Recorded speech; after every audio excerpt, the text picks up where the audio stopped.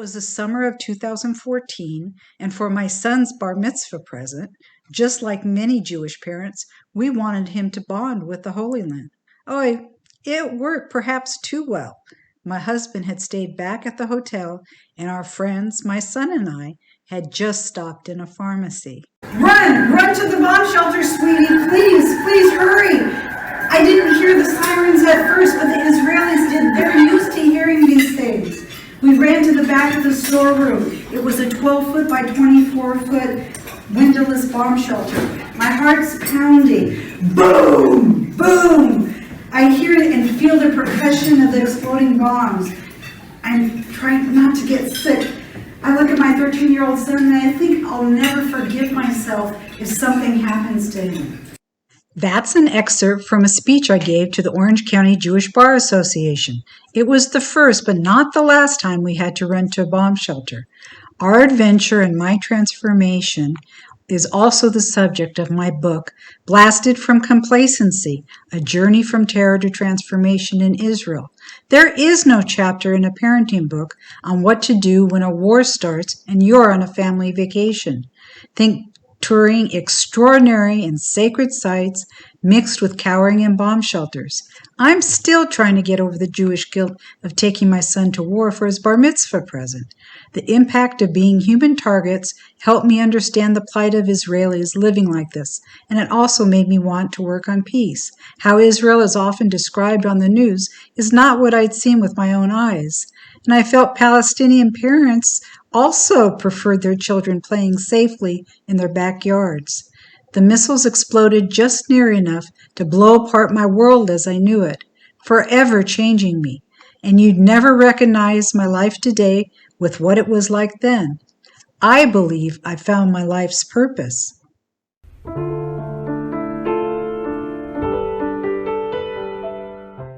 Hello, I'm Penny S.Tee, and I'm the host of Peace with Penny. Welcome. I want to make a brief mention of the events of this weekend at Congregation Beth Israel in Texas and say how grateful we are that the rabbi and congregants were able to escape safely. May you heal quickly, and may the outpouring of love amongst all the faiths and those also who don't believe continue together in our collective world community in peace. Amen. Today, we'll be speaking with Phil Saunders, one of the founders of an organization called Path of Hope and Peace, which was started in 2014, the same year of my infamous trip that you heard about in our opening clip. At Peace with Penny, we believe in peace between Israelis and Palestinians. Why? Because it's the only future that'll work. We'll show you some examples of Israelis and Palestinians working together today in the West Bank. Connections between peacemakers in the Israeli town of Tzur Hadassah and the Palestinian town of Husan. Friendships embracing the Palestinian village of Wadi Fukin and the Israeli city of Beitar Illit. Today, there are strong communities forging the way to what can be Israel's future. Curious? What happened in May during the skirmishes? We'll show you necessity can breed cooperation. Amen. So now I'd like to introduce to our audience at Peace with Penny, one of the founders of Path of Hope and Peace, Phil Saunders. Welcome.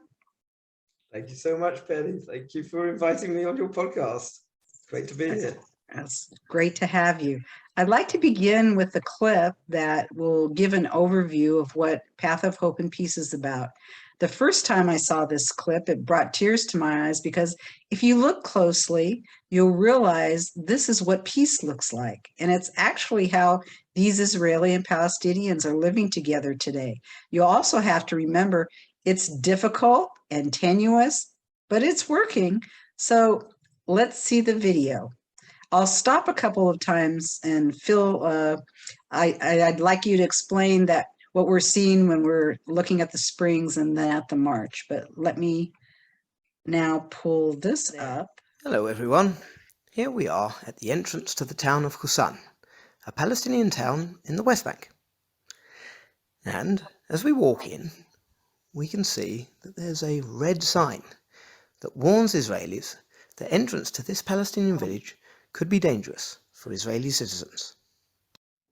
But the reality is that sign is out of date, because a change has happened in this town. Over the course of years, from having been dangerous for Israelis in the Intifadas, this is now a town where the signs are written in Hebrew. This is the puncturia, where you get your car punctures fixed. And if we look, we see Hebrew on almost all of the signs here, because their livelihoods depend upon Israelis coming in and buying things. And now, if we look at these signs over here, the sign in black, white and yellow there, that says Shlom. That's the car wash of peace. And underneath it, in white, this is written Kiosk of Shalom. It's the Kiosk of Peace, where Israelis can come and buy everything cheaply, whatever they might need. And this is how we have it in Husan now for many years. And we've built a robust coexistence that can even stand difficult periods such as what we've just gone through, where fires were burning all over the land. Here we were working together as a team to keep the peace and the coexistence going. And that's what we're seeing today, here at the end of May 2021. And by keeping the peace, we were able to get straight back to normality after the war. This was the first group to come and visit us already at the end of May. A mixed group of Jewish and Arab Israelis that came to visit the beautiful natural springs in the town of Husan. And this is just the latest in many trips that we've been having to the town of Husan. So do you want to talk a little bit about that, Phil? Sure. You want to talk about the springs or the war in May? Where should we start? The springs first. The springs first. Right. So the springs are a wonderful location in the valley beneath Husan. Husan is a mixture of commercial activity on the main street above and agricultural activity in the valley below. And they have multiple natural springs and plenty of water. And it's a wonderful location for everyone to visit. And my Palestinian partner Ziad, who we can see in the video there, who was flashing everybody, he realized that there was a great opportunity when the pandemic hit, because Israelis couldn't fly abroad like we normally do. And so he realized, hey, let's invite them to come and visit our springs and open up to tourism. And he posted a few pictures on a Facebook group, and a few of them responded, and a few brave souls came along, and they had a fantastic time. So they went home and told their friends and families about it, and more came. A trickle became a flood, especially when it was then featured in September 2020 on Channel 12 News in Israel. And so all of a sudden, ever since then, Israelis have been coming non-stop, especially weekends. There are busloads arriving, and, Wow. And so it's becoming a big tourism business. And this is one of the things that coexistence can achieve. When Israelis and Palestinians choose to work together, everyone benefits. Wow. This is just the latest in many trips that we've been having to the town of Husan in recent months.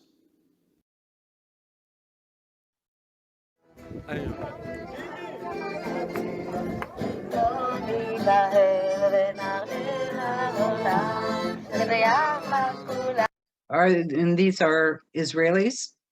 Yep, that's a large group of Israelis. Yachad is the Hebrew word for together. And in our neighborhood, Israelis and Palestinians work together to build coexistence. And so what is this march about? Okay, so this was the March of the Flowers on Jerusalem Day 2021. That was May the 10th, when all the tensions were building already, but the war hadn't actually started. The war began when at 6 o'clock local time, some rockets were then fired from Gaza, and then it all began big time. Up till then, there were tensions in Jerusalem and in various areas, but once rockets and the military action began, then all the tensions blew up in mixed cities all over the land. And yeah, we had to work hard to retain what we'd built, the coexistence in our area. But what you're seeing there was a march of the flowers to try to calm things down. Everybody knew it was tense at that time, but it hadn't quite blown up yet. So these are, obviously, I see the Arabic on the sign, I see the Hebrew on the sign. These folks are from Husan and Tzur Hadassah. Is that correct? Or what you can see Ziad on the left. Right, I see that. Around the corner from me, but the vast majority of everybody else came from all over the land to this march, and they were peacemakers of various kinds who wanted to stand together in solidarity at this difficult time. So that the sign there simply says Jerusalem against violence. So they knew that there was danger of violence happening. It was already starting to happen, and they wanted to take a stand. Awesome. And let's finish the clip. Yachad is the Hebrew word for together, and in our neighborhood, Israelis and Palestinians work together to build coexistence, both at difficult times when we need to stand together in solidarity, and at happier times when we can work together and learn new skills together and build peace for the benefit of generations to come. Phil, what caused you to found Path of Hope and Peace?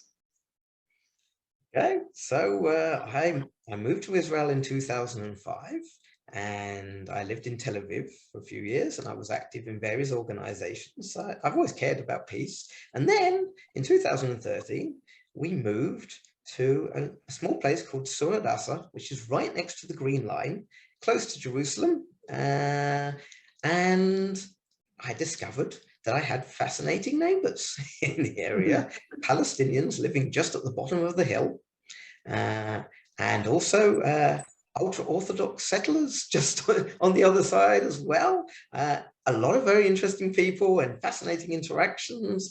And I decided I had to meet everybody.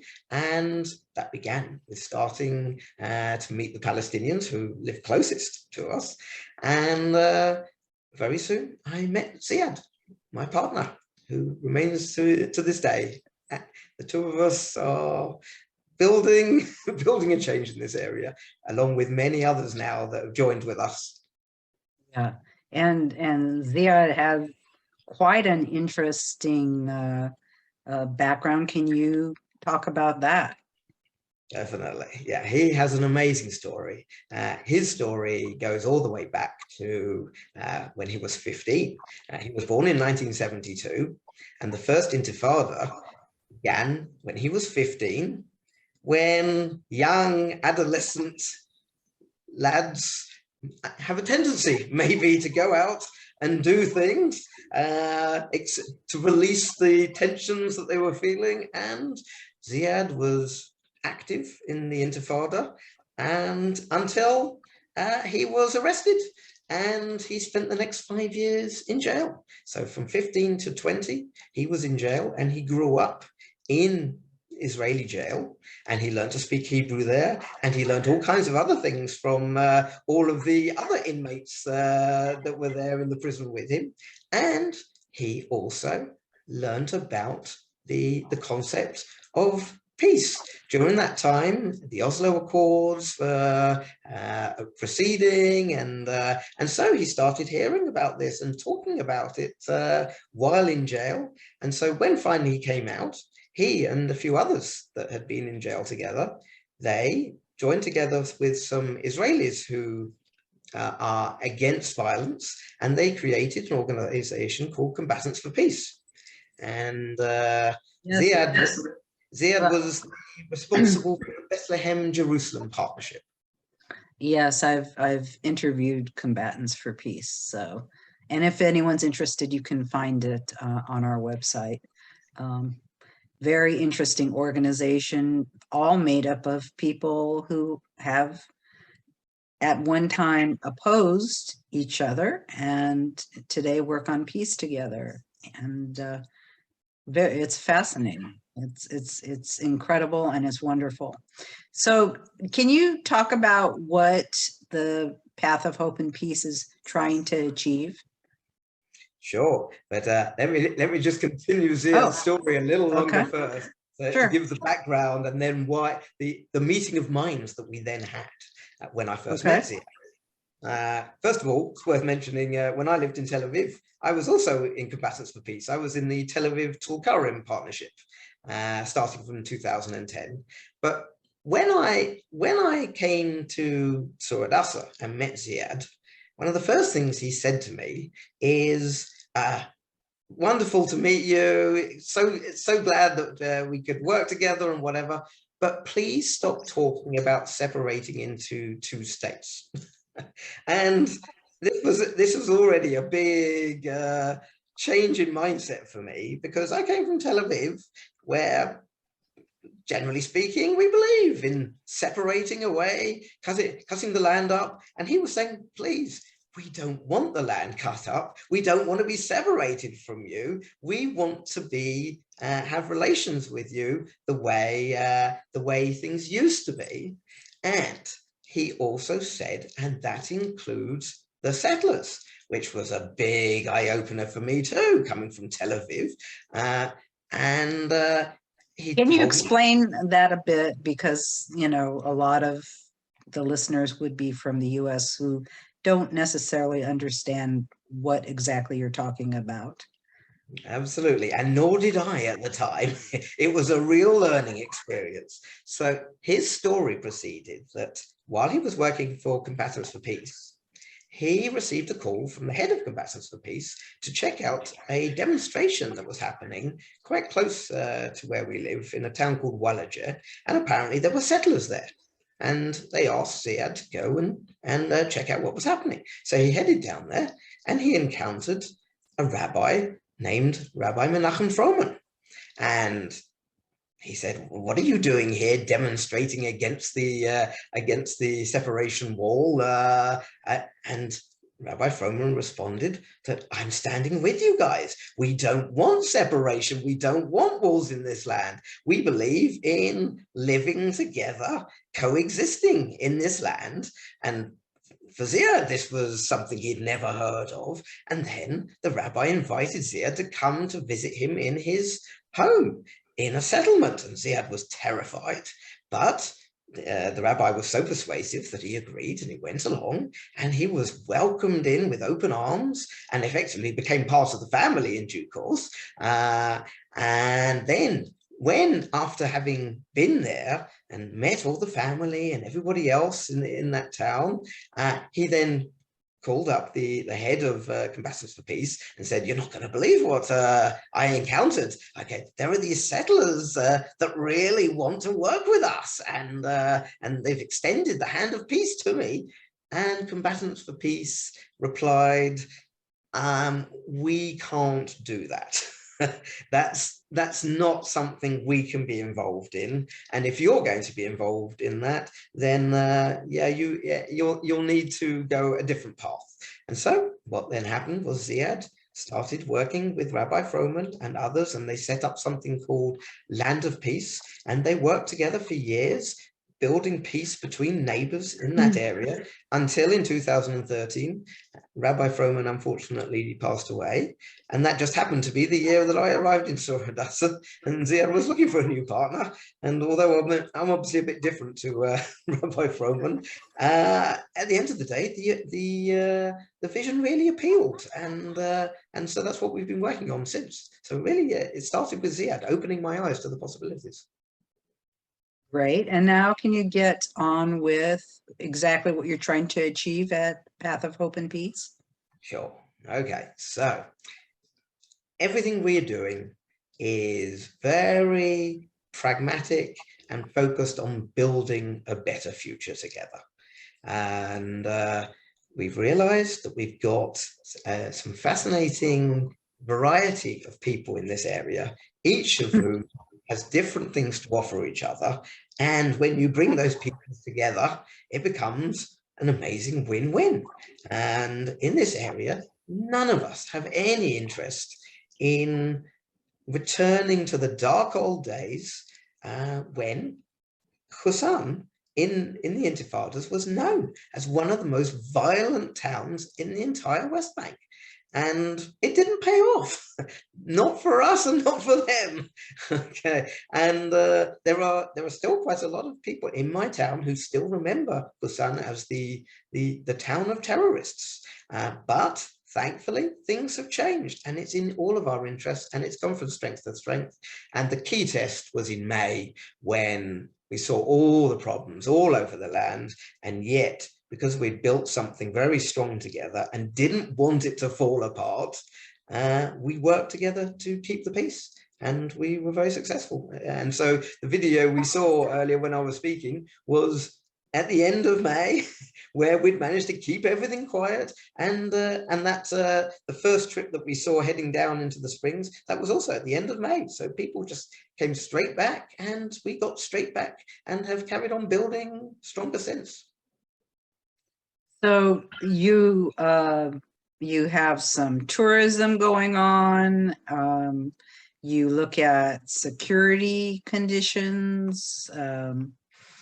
Yes. You've got a women's group. Yes. Can you talk a little bit about that?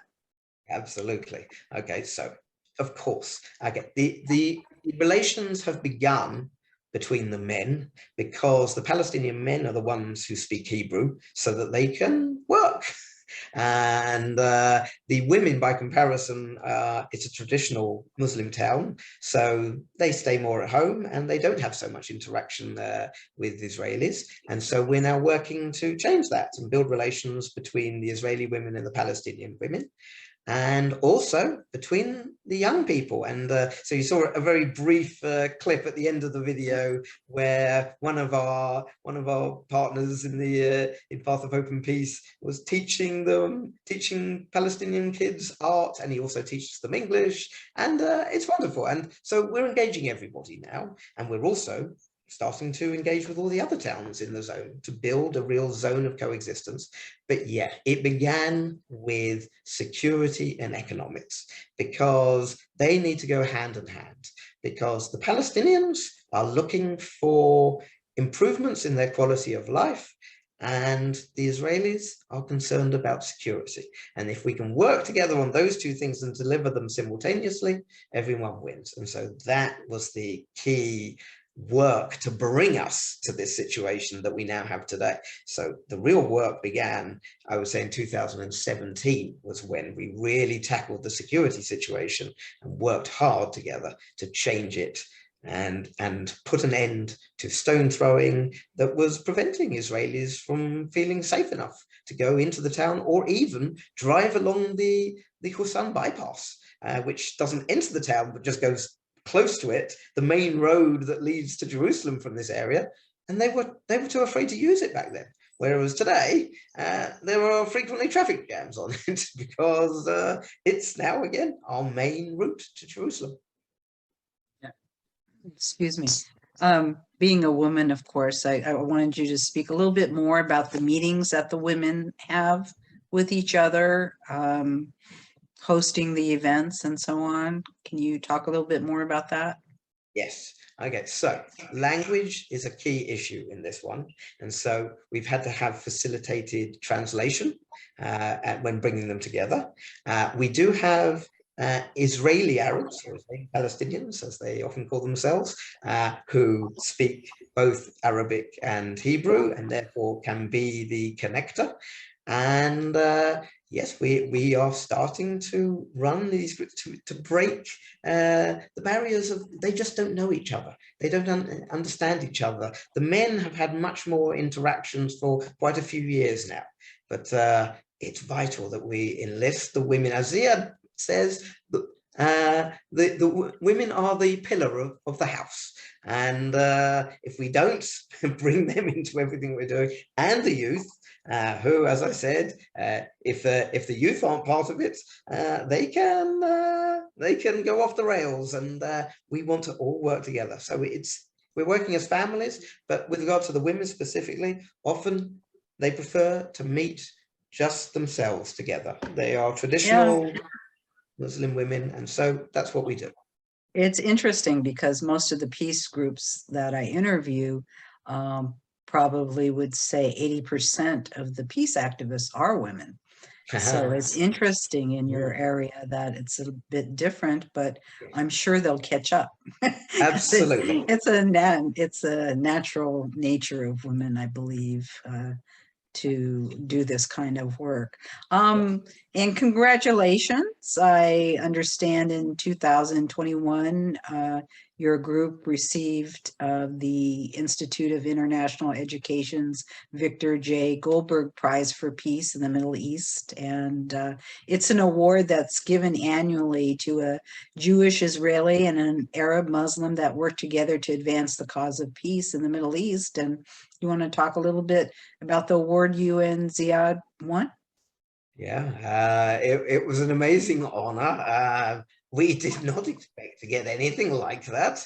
And yes, they were impressed that during this pandemic time, when the reality is a lot of peace activities fell by the wayside during this time because it's hard to get people together.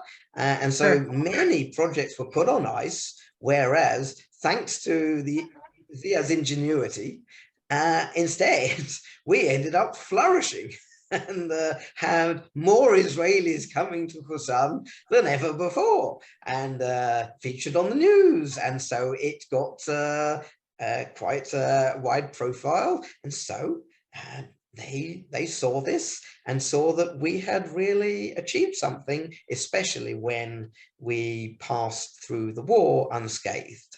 The war was in May, and we received the prize in June.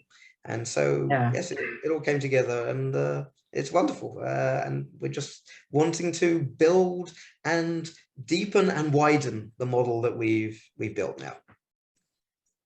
Okay, just for a little bit, I'd like to go back to your background because it's kind of fascinating. You're born in England and came to Israel like many people went to Israel from all over the world, but you went in 2005. And why did you go? You want to talk about meeting your wife and so on? Sure. Okay. Yes. In many ways, it was all her fault because I grew up a British Jew in London, and I was living in London. I never particularly liked the weather in London, so I'd actually always dreamed of of living in the sunshine. But what happened was I was living in an apartment in the Jewish area of London. And one of the guys I was living with moved out to get married, and the other guy knew an Israeli girl who urgently needed a place to live. And so she arrived, and well, we liked each other. And soon we decided we didn't need the other flatmate. He's still never forgiven us. And then bounced him out, eh? No, we were more considerate of that. We moved out to another apartment just a little bit down the road, and then we talked about moving. We got married, both in London and in Israel. A civil ceremony in London and a religious ceremony in Israel, and then that was in 2003. And then we talked about moving to Israel. And actually, it wasn't my wife's fault in that regard, because I was the one who'd had enough of British weather, and I said, "Go on, let's try it." And so we moved to Tel Aviv, and we had a wonderful time in Tel Aviv, and I started getting exposed to all these fascinating things. That it is an amazing land to live in. And then when we moved to Tzur Hadassah, then even more opened up. So that's the story of how I ended up getting into all of this, not by design. And I love the fact that Ziad, a Palestinian, taught you Hebrew, which he learned in jail. Absolutely. So The truth, there you when go. I arrived in Israel, I learned Hebrew in the Ulpan, like new immigrants do. And then when Mhm. I started using Hebrew on the streets of Tel Aviv, I discovered that, wow, I get better service in Tel Aviv when I speak English instead. Okay, people looked after me, were keen to help me, and whatever. So I just basically, I didn't use Hebrew at all until I arrived in this area. And then in order to speak to Ziad, I had to brush off my basic Hebrew, and I've basically learned all the Hebrew I have today from Ziad, who, as you said, learned it in jail. Yeah, there's, I mean, nuance takes on a very definitive term, I think, there. And you live near the West Bank, but not in the West Bank. And I believe your wife had something to do with that. Can you talk about why you chose to live near the West Bank, but not in the West Bank? Okay, so she wanted to live closer to her family, who are in Jerusalem, but we also wanted to be still within reach of Tel Aviv. So we are in an area on the route towards Tel Aviv via Bet Shemesh, and so she found this location, and it's a wonderful location that she chose. I had no idea what we were going to be entering into, but that's why she chose it, because it is as close to the Green Line, but not actually across the Green Line. Yes, she wouldn't have felt comfortable living there, and at that time, nor would have I. Now, my whole perspective has changed since then, having met Ziad and settlers in this area, and the fact that we all work together to build a coexistent reality. The point being, she didn't want to be a settler. Correct. She did not want to live in a settlement because You're asking me because. because you know, for people here, you know, I mean, I know, but what a settler means, what Okay, so you're living in an area internationally regarded as what? yes, so as you say, they are considered to be illegal according to the international community. But the reality that I've seen on the ground is it's not black and white the way we think things are. None of us are monoliths. And so to simply view that there's a line and everything to the west of it is everything's great, and everything to the east of it is horrific atrocities or whatever, it's just not like that. And when I got to meet some of these settlers, I met a fascinating range of people, which included in our area, there's an ultra-Orthodox city, Beitar Illit, who have no interest whatsoever in politics. They just want to live their religious lives, and they're happy to coexist with anybody, the same way that Rabbi Froman in Tekoa was. And interestingly, when you go into Beitar Illit, you don't see any Israeli flags, whereas you do in my town on the west of the Green Line. We're Zionistic. They're not. They're just ultra-Orthodox. And so Yes. Yeah, if we could stop for a minute for folks over here and let them absorb. We have extremely religious Jewish folks, Haredi Jews, who they're not Zionist. They don't necessarily believe in Israel. To them, they would call it, I would believe, Judea and Samaria, the biblical names. They would be much more comfortable than calling it Israel. And I just wanted to make the point of that. yes, Because that is not what most people think of when they think of, you know, and it's true, most Jews totally love Israel, believe in Israel as a state, and being able to have Israel as a state is near and dear to our hearts. But it's really confusing and fascinating that we have some of the most religious Jews who could care less about that and don't even want to deal with that. Right. But that's Absolutely. a And then segment of Jews that you live near, not yes, necessarily the town where you live, but that's there as well. okay, and I believe you know the organization Roots, and you've interviewed Yes, I do. several. They're another amazing example of settlers and Palestinians coexisting. They're centered in the area of Gush Etzion, but they're expanding into other areas now as well, and they're doing magnificent work.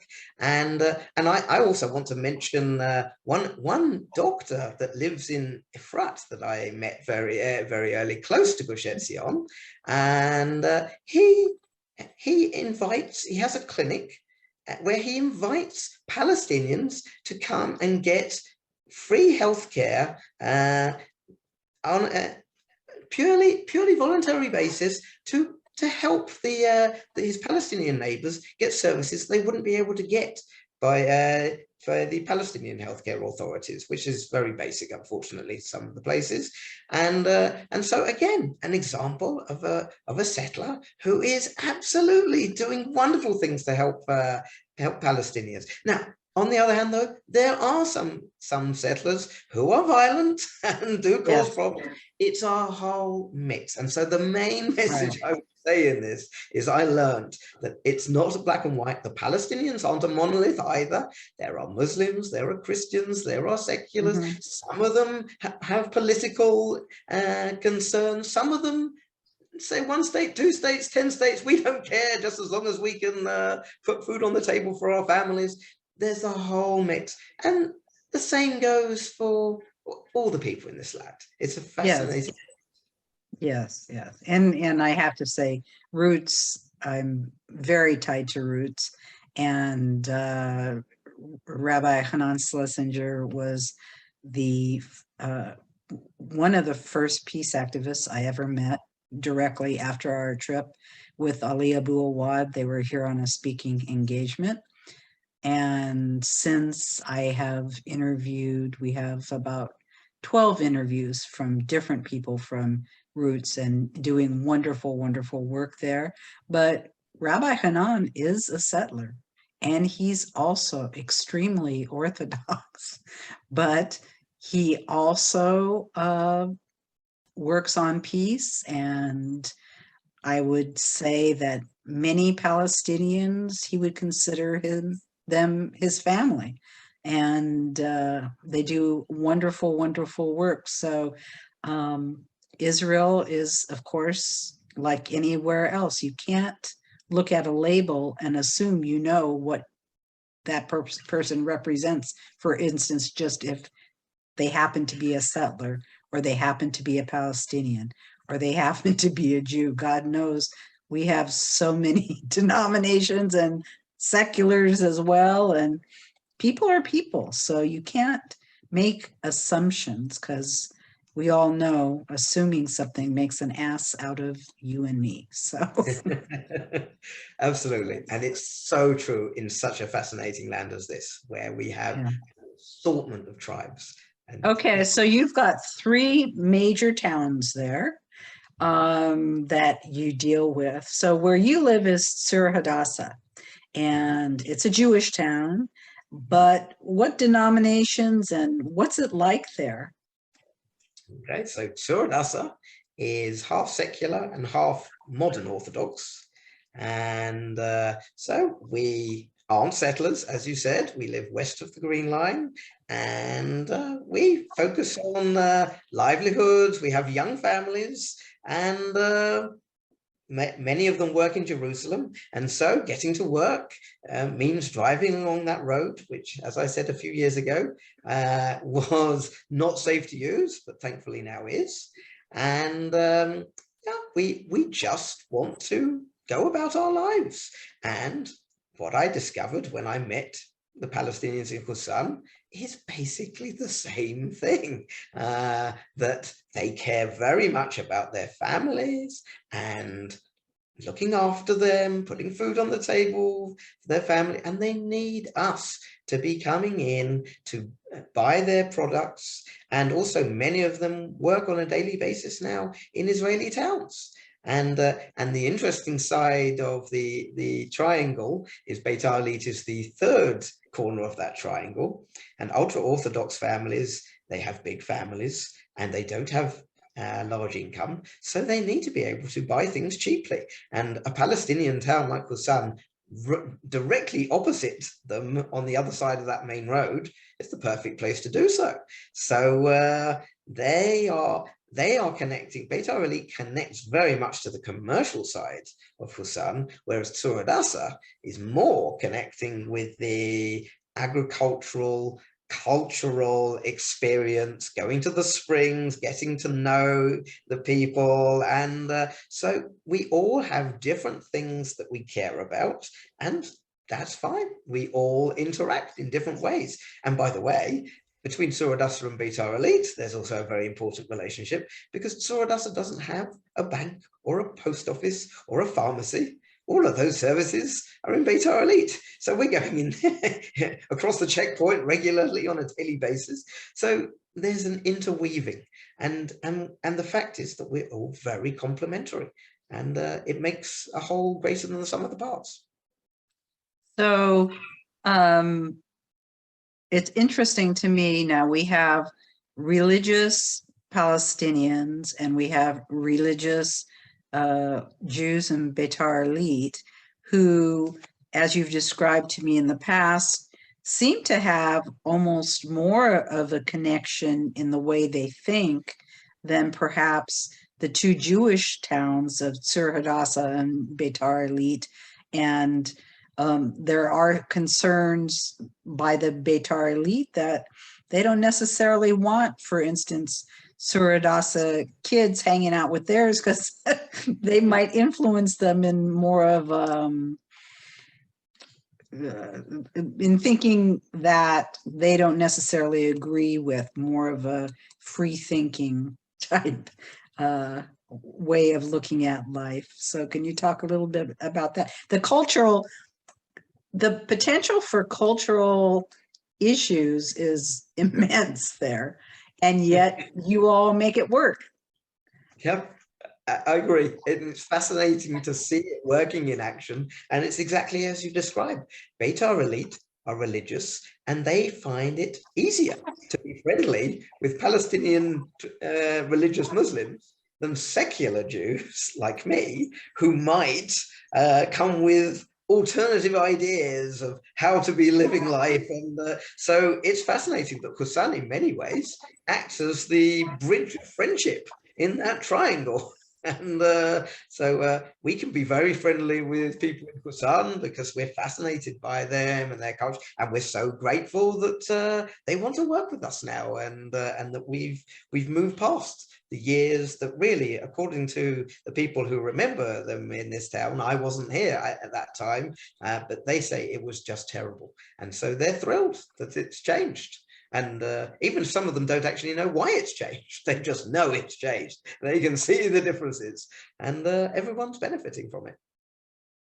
So, but being a Palestinian still in Israel and Husan, they have different restrictions compared to you, for instance, although you also have to go through checkpoints, but it's much easier. Can you talk about what it's like to be a Palestinian versus a Jew when you're talking about checkpoints and permits and so on? All that's going on as well. Correct. So we are focused on building the coexistence where we can on a local area as a pilot project, effectively, to test how things could be done elsewhere as well. But yes, we haven't been able to change the systemic reality. And so, of course, a checkpoint is very easy for an Israeli to cross, but a Palestinian can't cross it unless they have a permit. And there are only certain checkpoints that Palestinians are allowed to use. And the one closest to us is one that Palestinians aren't generally allowed to use. So yes, there are real restrictions that do apply, but we work with the civil administration to make things more manageable for our Palestinian partners, and everyone in this area has benefited by the fact that now the army has recognized that, great, we're sorting things out in our own hands, and so they don't need to come in and deal with it here. They've got other problems and other areas that they need to deal with, so they go, and we've had an excellent relationship with the army. So, for example, just to be specific about that, in 2017, the way we stopped the stone throwing was we began by our Palestinian partners talking to the imams in the mosques and asking them if they can preach about non-violence, because the situation was basically, if somebody threw stones, the army would come and they would arrest that person, or maybe not even the right person.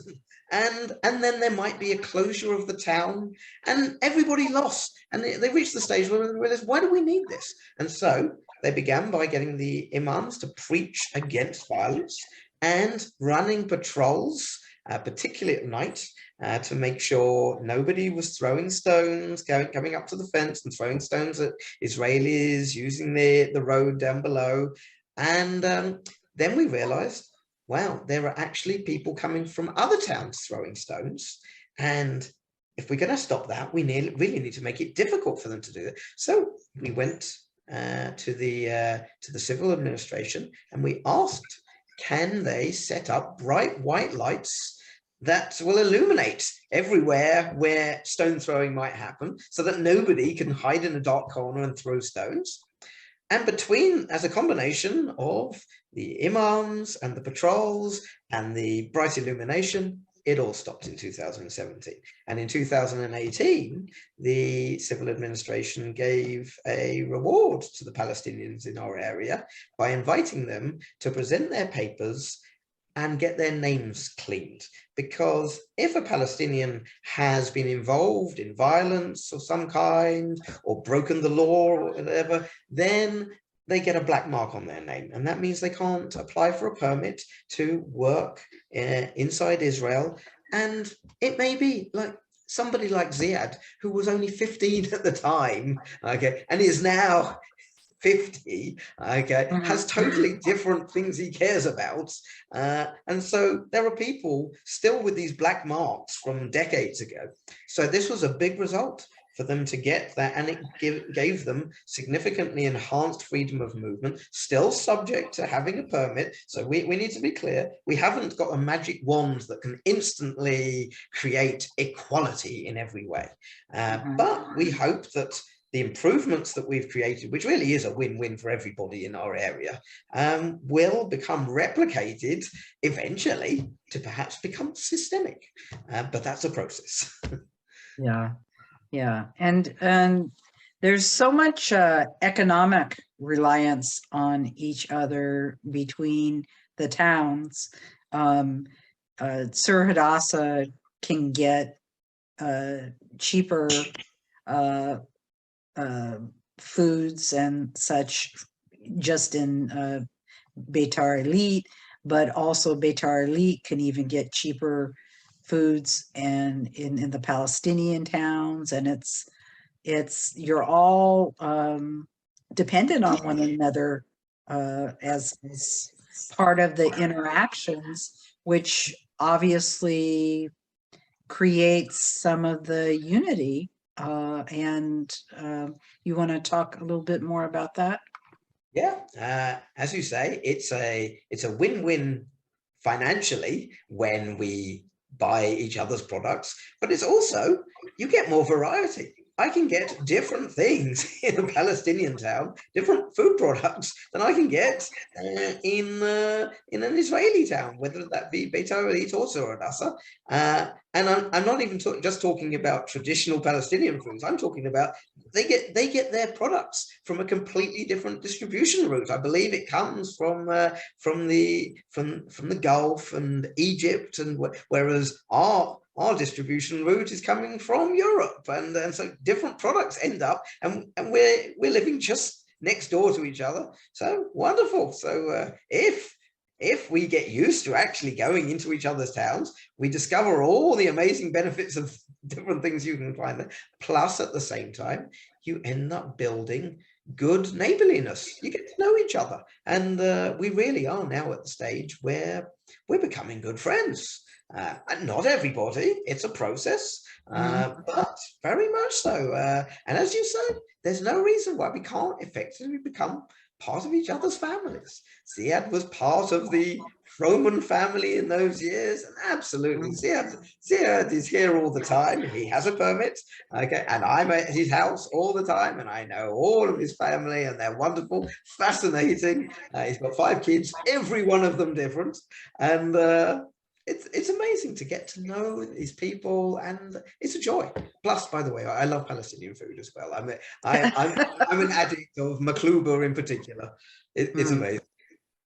So now I would have called you a peace activist before speaking with you, but you don't like that term. You prefer that you're a coexistence builder. Can you talk about what that means to you? Yeah, okay. It's not that I don't like the idea of peace activist. I just don't think it actually really describes so well what we do in this area. There are many ways of doing things, and there are fantastic organizations out there that do all kinds of things. But yeah, what we're focused on is about building coexistence from a pragmatic basis.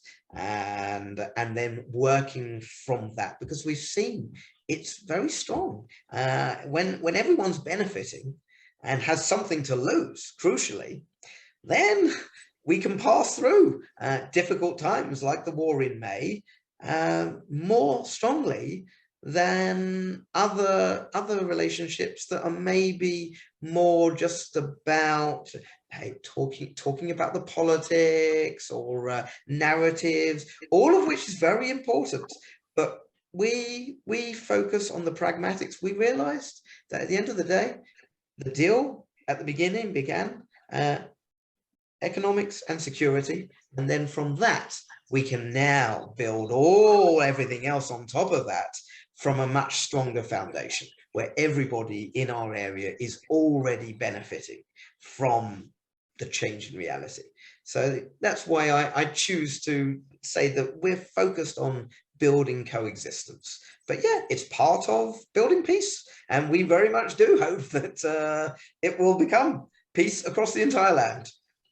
Your attitudes are traveling a bit, and can you talk a little bit about the relationships going on in Wadi Fukin with Beitar Illit? Sure. Okay, so Wadi Fukin is a smaller Palestinian town, which is the one closest to Tzur Hadassah, and they have good relations with Tzur Hadassah, but not with Beitar Illit. And partly because Beitar Illit are settlers, and they have felt it's inappropriate. And there are many other Palestinian towns out there who feel they shouldn't be working with settlers, and that they'd be accused of normalization, normalizing the conflict, the occupation, etc. Whereas Husan is a fascinating town in terms of the fact that they're large enough and strong enough that they effectively are charting their own course. And in 20 years ago, that was a course of violence, and they were a strong symbol of resistance. Now, perhaps because they were such a strong symbol of resistance back then, they have the kudos and the name strong enough to actually blaze a different trail. And we very much hope that other towns in this area and elsewhere will want to emulate, and it's already starting. Okay, but we need to be respectful of the differences. And Husan, as I said, is half commercial and half agricultural. Wadi Fukin is almost entirely agricultural. And so they have less at the moment to gain from commercial relations. So they're more interested just in the cultural relations, which Tzur Hadassah is interested in, but Beitar Illit, that's less so. And so, okay, every town has to choose. Every town has a different identity, and we respect that completely. And it's all part of the fascinating mix. How would you defend Husan saying that they aren't normalizers? Or you have your own version of why you feel they shouldn't be considered normalizers. Can you talk a little bit about that? So, as we understand the term normalization, it means cementing and accepting the status quo. That means getting along fine whilst accepting the reality. And what we're doing is not accepting the reality. We have realized that if we choose to work constructively together, we can change the reality to a much better new reality. So it's not normalizing the status quo at all. Okay, it is simply deciding to work together in a cooperative manner that benefits everybody and solves the problems. Most of what we do at the end of the day is focused on solving problems. And so there was a fascinating example of sewage. Not the nicest subject to discuss, sewage, but nevertheless, necessary. it's an important one. And the reality is the Palestinian towns in our area don't have access to sewage pipes. The way we don't need to think about sewage. They have to collect it in a pit or somewhere, and then the trucks come round and collect it up, and then have to deposit it somewhere. And they used to go miles away from this area to a location where they would then dump it, and that's not great environmentally. And whereas Beitar Illit as a sophisticated sewage infrastructure. And great, when we struck up these relations, then we realized, oh, okay, so maybe we can start using, the Palestinians can use that infrastructure. And so again, a deal was struck to make that happen. And we're now talking about a much wider solution, which will require infrastructure. So this is for years going ahead. But yes, once again, if we work together, we can, at the end of the day, we share an environment, and we have to live together in it and work out these problems together. And so Husan used to be, when a Palestinian town works only with other Palestinians, they're very dependent on, for instance, the PA. But now with Husan's relationship with Israelis, you would describe it as having a leg in both camps. You want to talk about how that strengthened Husan as well? Another way that they've been strengthened by the relationships? Yeah, they are definitely much more empowered now than probably ever before, because again, if you can work with everybody, and that is very much part of our model. And so again, in terms of peace organizations that we work with, we want to work with the entire spectrum. Okay, we don't have red lines. No, we don't work with settlers, or we don't work with people who are very critical of Israel. We work with everybody. Okay, and in the same way, that's the decision that Husan made, to work with everybody. So let's be very clear, they're not working against anybody. And the wonderful thing is that we've discovered is that the authorities are very happy to let that happen. because, as I said, the army have no need to be entering into an area where they're not needed. And in the same way, the PA has no problems whatsoever. We've met them. I've been there, so they know about what we do, and we're very keen that they know and endorse it, and that therefore it's a new model that we can all learn from. So, well, one of the things, we've talked a lot about, there's so many benefits to everyone working together that result in just the way we would wish the area and all the world to live in peace. And even during May, which was obviously a time period of violence and contention, etc. There were the arguments about Sheikh Jarrah, and all kinds of things were going on, and people were upset.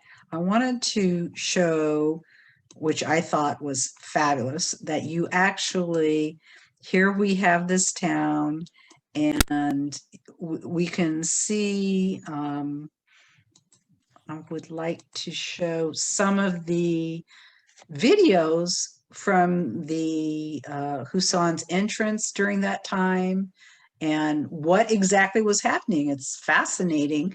So the first video I'm gonna put up and then play, and if you could Okay, it's the talk about morning that. of the 11th of May, and they've closed off the area with lots of Israelis and Palestinians caught, unable to move. Everybody is aggravated, it's closed off, and they say they can't do anything. They've been given an order not to let anybody out, whether they're Israelis or Palestinians, and everybody is getting angry. And people are trying to talk and explain it, and you can see here there are people, and there's no logic to this at all. The entrance to Husan.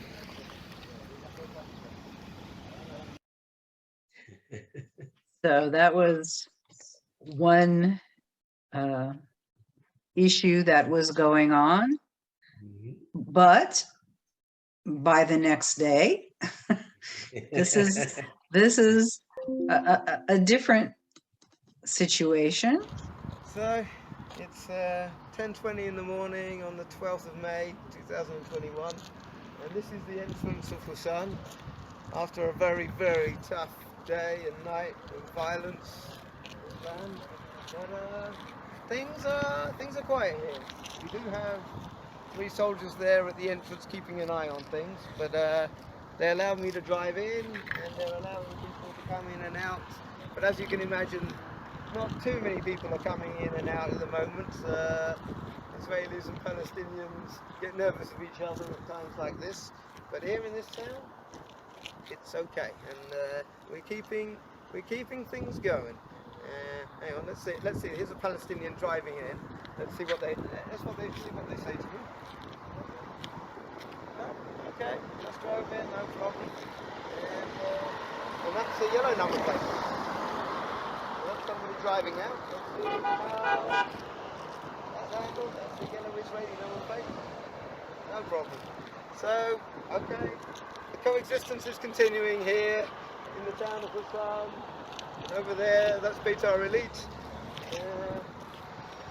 Everything seems quiet. Let's hope it stays that way.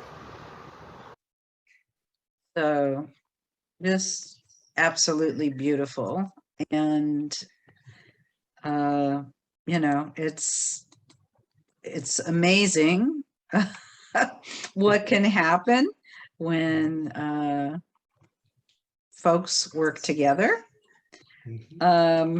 When you were talking about the license plates, I mean, I know, but you mentioned the yellow license plates were the Israelis, and when you said, well, here's a Israeli and here's a Palestinian, you're doing this by the license plates.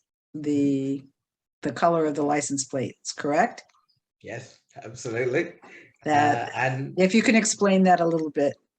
certainly. Okay, so the Israelis have yellow number plates and Palestinians have white number plates, but there are areas where they can intermingle. Area C is area where Israelis and Palestinians can both use the same roads and enter towns that are in Area C, and so that's what we were seeing in that those two videos in two very different situations, one the day after the other.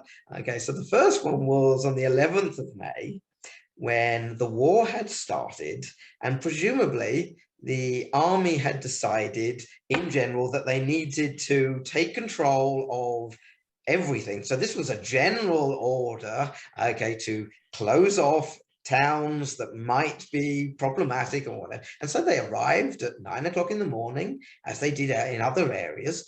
But the difference in our town is we have Israelis going in and out all the time in Husan. Okay, and so when they closed off the town, there were dozens of Israeli cars caught, locked inside this town, plus lots of Palestinian cars that wanted to be leaving. So you can actually see a whole mixture of yellow and white number plates all mixed in together there, and they were arguing with the soldiers to be let out.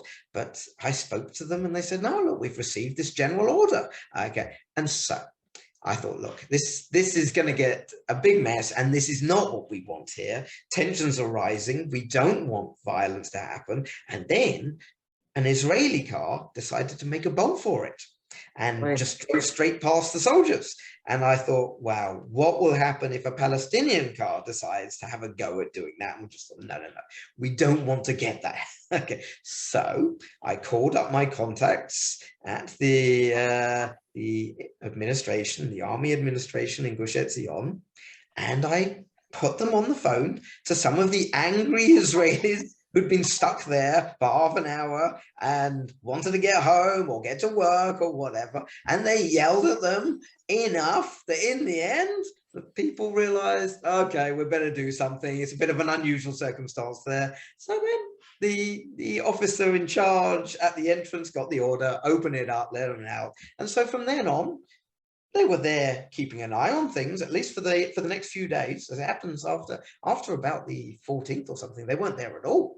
Okay, but already on the 12th, we saw that they were there and they were allowing things to carry on. And then it just slowly got back to normal. As the war progressed, we were actually readjusting and just getting back to normality very quickly. And so that's why we passed through it unscathed.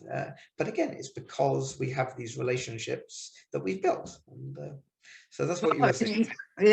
It shows that peace works, you know, that it works. And it's fabulous. Do the politicians in the area stay out of your business, or how do you navigate that? Well, the amazing thing is we haven't had to navigate it. We are starting to meet politicians now. People are getting quite interested in what's happened in our area. You know, how did we pass through that incredibly tense time so much more easily than other areas of the land? And so, yes, we've had a lot of interesting meetings. But as I said, even before, they never interfered, and so yeah, there were lots of people who felt, oh, you know, are we going to get into trouble for doing this? The answer apparently seems to be no. Okay, so I have no complaints about the way we've been handled in general. They've let us get on with it, and so yes, it's possible to do. So we've just taken the opportunity and run with it. Well, as your last question, I wanted to ask you, how would you want your area to be remembered? What do you want people to know about the results of your work, that you're able to live in peace? Okay, so I would simply say, peaceful coexistence absolutely is possible. Secondly, Husan, of all towns, used to be the poster child for violent resistance. And if they can change the whole way to now be a poster child for coexistence, that really says a strong message that anything's possible if you've just got the will and the willingness to work at it and make it happen by dealing with some problems and finding the win-win. And we really, truly believe that if it can happen in our area, it can happen in other areas. I'm not saying that every area is exactly the same, as each area has its own special characteristics. So it would have to be tailored to whatever they need. But the principle is that complementary natures does not have to be contradictory natures. We can coexist in this land very nicely as a rainbow of colors, maintaining our identities. Because the whole point about being complementary is that we each keep our identities. We're not blurring our identities, we're benefiting from the diversity. And so this is very much part of the model that we've got here. And yes, we believe it could probably apply to the rest of the land. And who knows, maybe it's relevant to other areas in the world as well, but that's down to the rest of the world to think about. Fabulous. So thanks so much, Phil, for letting our audience know about the real work of cooperation that you are having between these three extremely different towns.